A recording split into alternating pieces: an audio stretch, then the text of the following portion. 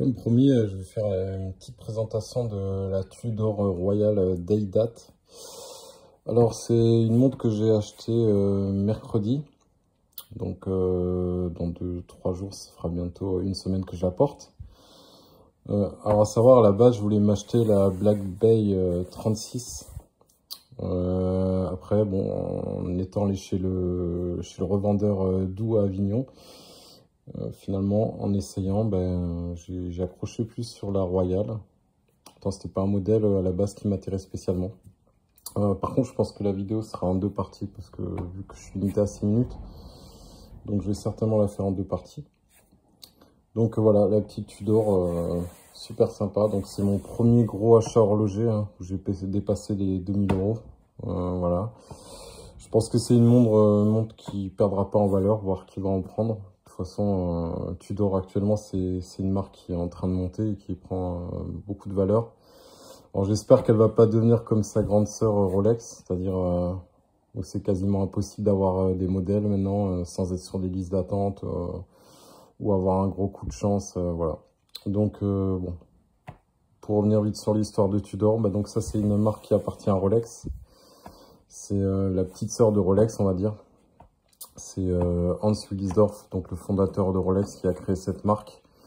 À la base, c'était pour faire des marques, des montres de la même qualité que Rolex, en un peu plus accessible pour le grand public. En gros, ça veut dire que tout est Rolex quasiment, que ce soit le boîtier, les bracelets, tout en fait est du Rolex. Et la seule chose qui change en fait, c'est qu'à l'intérieur, on a des mouvements ETA ou des Cellitas, et je crois que maintenant ils ont quelques mouvements maison, mais c'est beaucoup des mouvements, bon, les mouvements ETA, c'est ce qu'on trouve dans Tiger, Longines, Bell & Ross et compagnie, dans la plupart des marques. Donc c'est des très très bons mouvements, hein. Moi personnellement, je préfère même avoir un mouvement ETA parce que je sais que je pourrais aller le faire réviser en paix, sans me dire que ça va être compliqué. N'importe quel horloger digne de ce nom sera capable de faire une révision sur un mouvement ETA. Donc pour moi, c'est pas un problème. Ce sont des mouvements quand même qui sont ultra fiables, où il y a rarement des soucis dessus. Donc pour moi, c'est vraiment pas trop un problème. Donc je pense que à ce niveau-là, moi, ça me convient très très bien. Et pour le reste, on a de la qualité Rolex, hein, tout simplement, parce que ça fait partie du groupe Rolex, hein. C'est la seule marque avec Rolex, qui appartient à Rolex, qui est vraiment directement lié à Rolex en fait. Voilà, bon, assez parlé, on va ouvrir la boîte quand même, parce qu'on est là pour ça. Donc là on a la surboîte, donc surboîte, hein, assez grosse, même difficile de la prendre avec une seule main, bon, assez classique. Voilà, donc là on a le petit logo Tudor. La boîte, donc la surboîte, hein, classique, rien de particulier à dire là-dessus. Voilà la boîte donc de la montre, qui est assez quand même épaisse, hein, assez mastoc. C'est pareil, c'est un sorte de cuir, on dirait, assez joli. Elle est de bonne qualité la boîte quand même. Donc là on a le logo Tudor, donc le bouclier.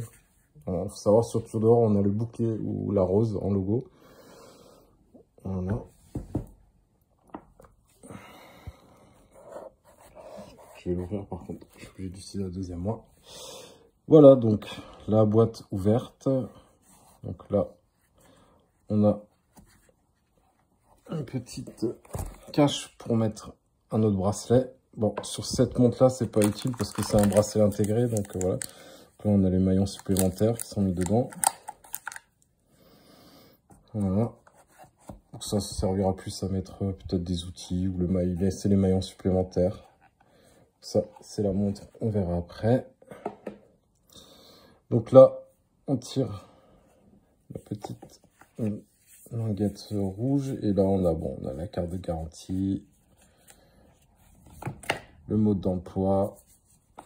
Bon, une chose assez classique. Alors par contre, la carte de garantie, je sais pas où je l'ai mis. C'est pas grave, je la retrouverai. De toutes les manières, elle est enregistrée, donc je n'ai pas trop de problème. Donc voilà la montre, comment elle est présentée. Sur son petit coussin, ça c'est typiquement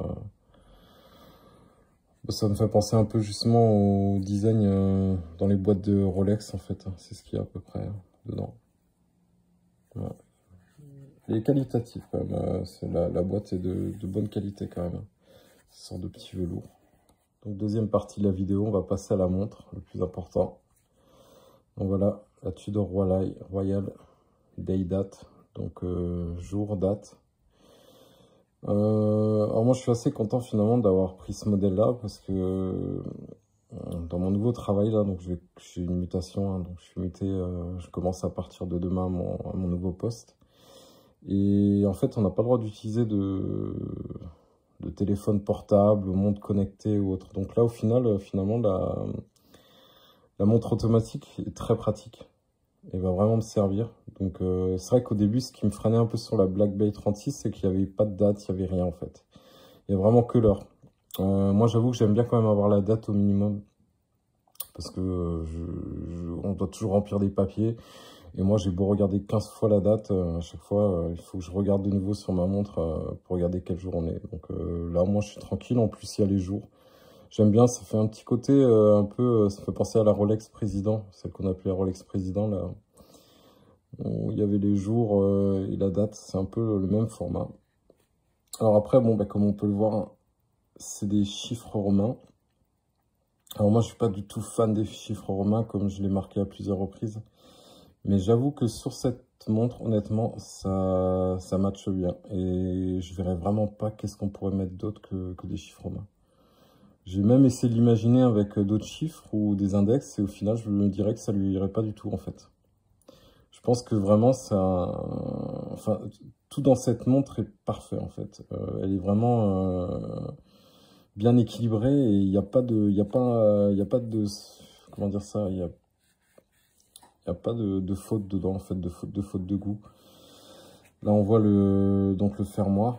C'est pareil, j'aime bien. Hein, c'est un double fermoir. Donc là, une première fois. Et voilà, pour l'ouvrir. C'est une boucle déployante. Avec...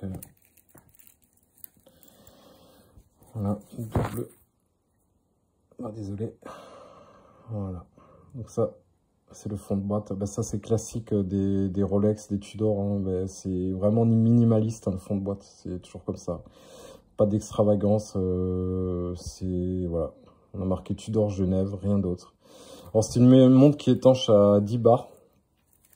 Alors, faut savoir que 10 bars sur Tudor, c'est... Je pense que c'est vraiment... on peut vraiment être tranquille. C'est une couronne vissée hein, qu'on a dessus. Donc, je pense même l'emmener plonger. Pas de grosse profondeur. Mais si je reste dans des zones de 10, 15 mètres max, je pense qu'honnêtement, j'ai pas trop à craindre.